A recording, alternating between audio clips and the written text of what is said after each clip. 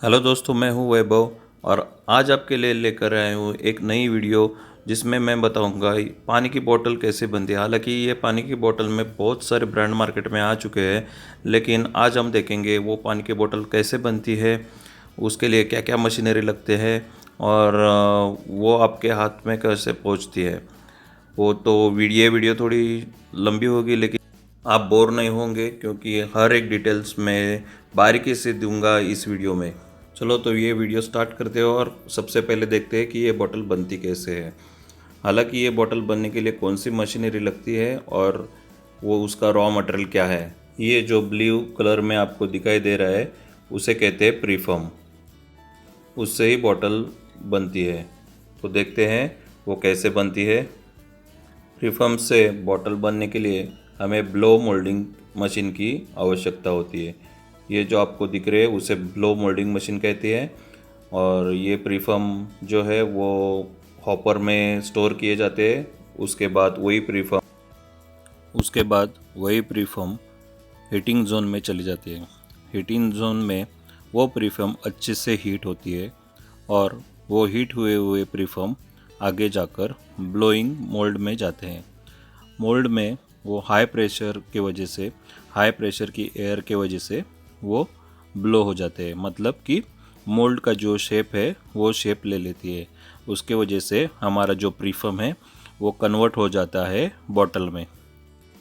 और ये जो आप मशीन देख रहे हो वो 4 कैविटी मशीन है। मतलब इसमें एक ही बार में 4 प्रीफर्म जाएंगे और 4 बॉटल्स बनेंगे, इसलिए इसे कहते हैं 4 कैविटी ब्लोइंग मशीन।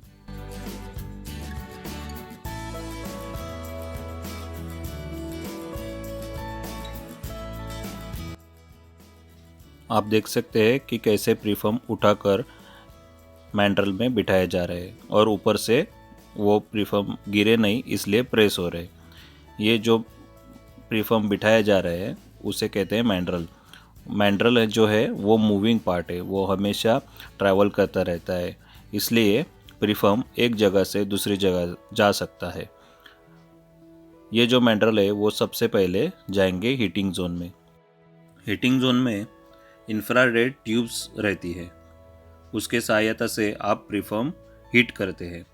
लेकिन ये मशीन में एक टेम्परेचर सेट करने का बहुत बड़ा टास्क रहता है। टेम्परेचर सेट करते वक्त आपको प्रीफर्म का साइज़, प्रीफर्म का ग्रामेज, ये सारी चीज़ें ध्यान में रखते हुए आपको टेम्परेचर सेट करना है। अगर आप टेम्परेचर गलत सेट कर देंगे तो बॉटल अच्छे से ब्लो नहीं हो पाएगी और बॉटल मोल्ड में ही ब्लास्ट होने के चांसेस ज़्यादा रहते हैं। अभी आप देख रहे हो प्रीफर्म जो है वो हीट होकर हीटिंग जोन से बाहर आ रहे हैं। जैसे ही वो हीटिंग जोन से बाहर आते हैं वैसे वो ब्लो होने के लिए ब्लो मोल्डिंग में चले जाते हैं। जैसे वो मोल्ड के अंदर जाते हैं वहाँ पर मोल्ड लॉक हो जाता है। उसके बाद स्ट्रेच रॉड की सहायता से वो गर्म हुए हुए प्रीफर्म स्ट्रेच होते हैं और उसी वक्त हाई प्रेशर एयर की वजह से वो ब्लो होना चालू होते हैं और पूरी तरह से ब्लो होने के बाद वो प्रीफर्म बॉटल में कन्वर्ट होते हैं। उसके बाद मोल्ड ओपन होता है और 4-4 के सेट में बॉटल्स बनकर बाहर आती हैं। जैसे ही वो मोल्ड से बाहर आती है उसे उठाकर एयर कन्वेयर में रिलीज़ कर दिया जाता है। उससे वो आगे की प्रोसेस के लिए ट्रैवल कर सकती है।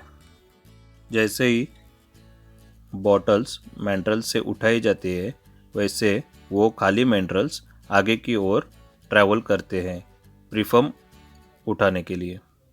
और उसी तरह से ये प्रोसेस कंटिन्यूअस चलती रहती है। इस ब्लोइंग मशीन को लीनियर ब्लोइंग मशीन कहते हैं और यही प्रोसेस लगातार काफ़ी तेज़ी से होती रहती है। और ये वीडियो में आपको ये सब प्रोसेस समझ में आए इसलिए मैं उसे स्लो मोशन में शूट कर कर आपको दिखा रहा हूँ। अभी जो आप मशीन देख रहे हो उसमें 1 घंटे में 5600 बॉटल बनकर रेडी होती है। आप अभी देख सकते हो मशीन का टॉप व्यू, उससे आपको मैंने जो अभी पूरा साइकिल और यह पूरा प्रोसेस बताया वो आप उससे देख सकते हो।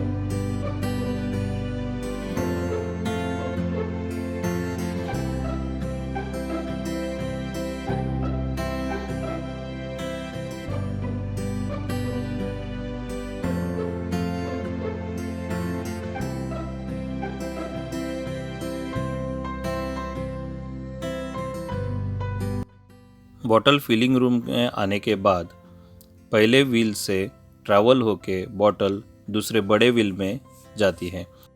वहाँ पर बॉटल उल्टी होकर उसके अंदर प्रेशर से पानी भरा जाता है वॉश होने के लिए।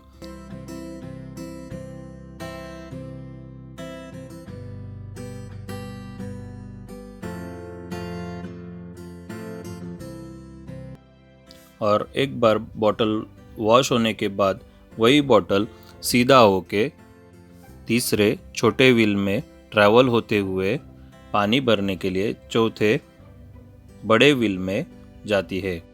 उस बड़े व्हील के ऊपर आपको टैंक दिखाई दे रही है, उसी में पानी स्टोर रहता है।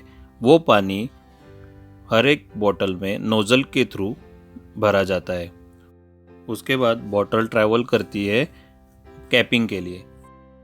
बॉटल को जो कैप लगते हैं वो भी रिंस होके बाद में कैपर में आते हैं और उसके बाद वो बॉटल पे फिट होते हैं।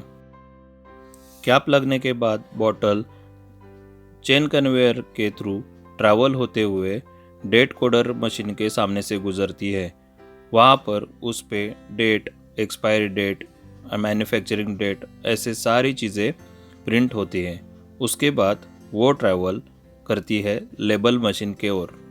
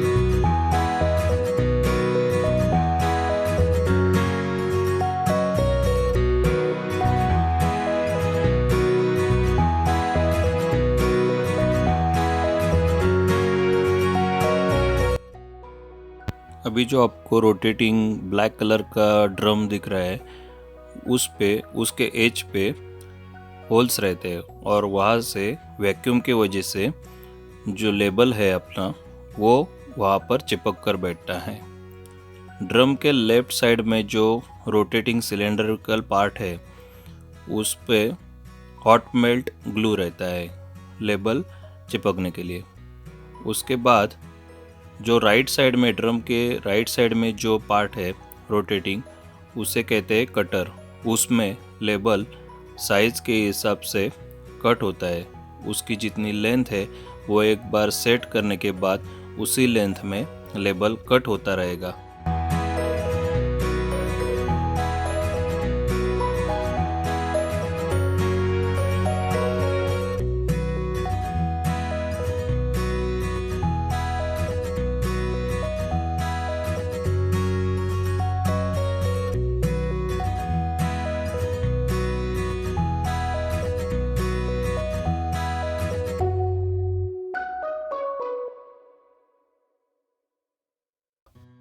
और ये है लेबल। ये लेबल बॉटल पे आने के लिए उसको सेटिंग करना पड़ता है। वो सेटिंग में वो लेबल कितने साइज़ का है और वो लेबल बॉटल पे कहाँ पर बैठना चाहिए, ये सब चीज़ें मैन्युअली हमको सेट करना है।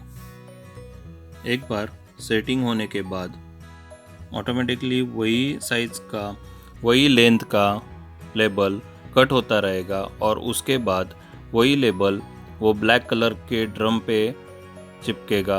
और जैसे ही वो ड्रम ग्लू के सिलेंडर के आगे आएगा उसी टाइम में लेबल पर ग्लू लगेगा और वही लेबल रोटेट होके बॉटल पर आएगा।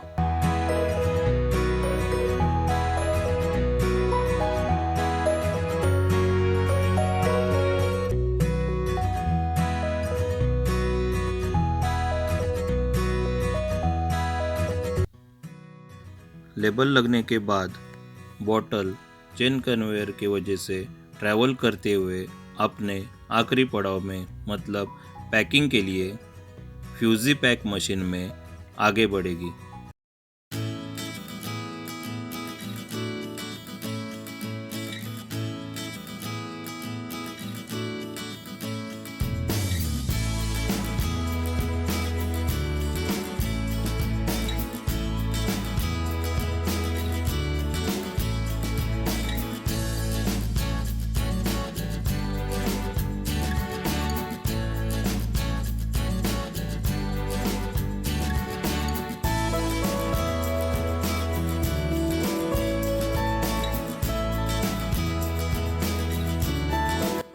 फ्यूजी पैक मशीन में बॉटल्स डिवाइड हो जाती है।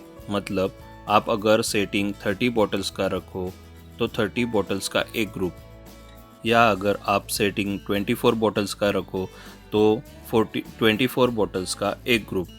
इसी तरह से बॉटल्स ग्रुप में डिवाइड होके आगे बढ़ती जाती हैं।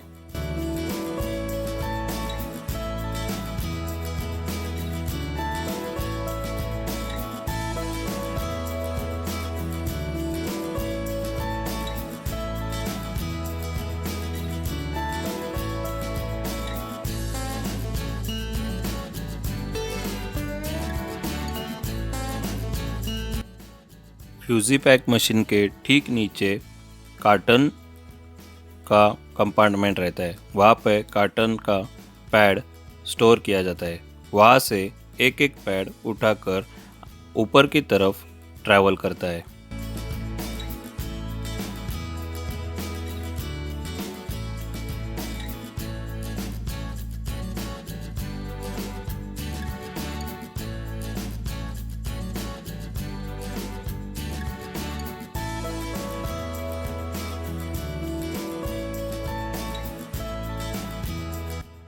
वैसे ही ठीक उसके अपोजिट साइड में श्रिंक फिल्म का रोल रहता है। और वो श्रिंक फिल्म आप जितनी लेंथ का सेटिंग रखते हो उस हिसाब से श्रिंक कटर में कट होके आगे की ओर बढ़ती है।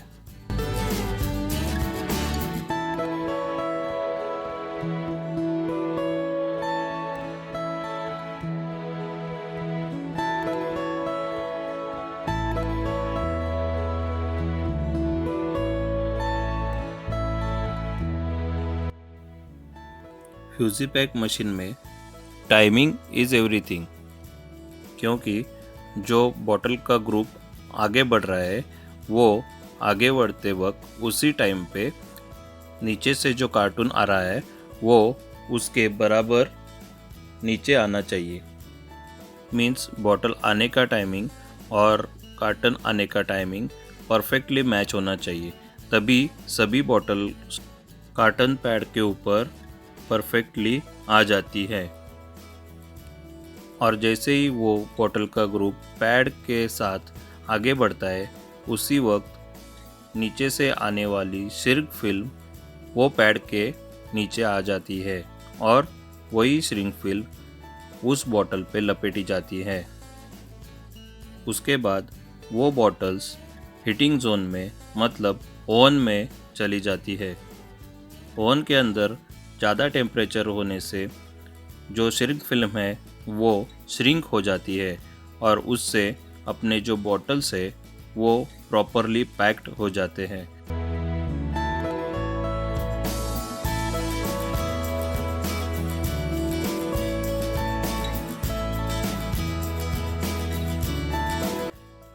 उसके बाद वो पैक्ड बॉटल लोडिंग के लिए तैयार है।